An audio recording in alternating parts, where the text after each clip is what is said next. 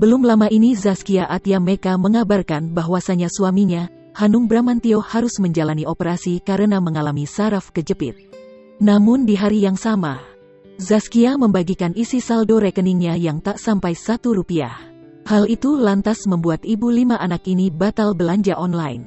Kabar saldo rekening Zaskia Adya Meka yang tak sampai Rp1 itu bahkan muncul di TV nasional.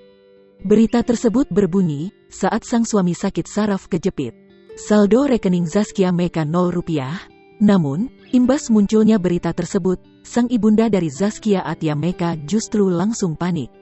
Sang ibunda takut anaknya kenapa-kenapa.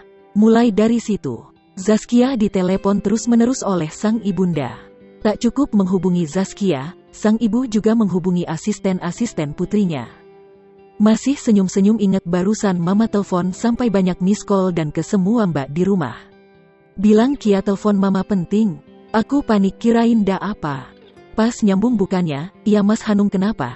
Tapi iya saldonya kenapa? Ujar Zaskia Adya Meka dikutip Tribun Style dari Instagram story-nya, Kamis, tanggal 16 September tahun 2021.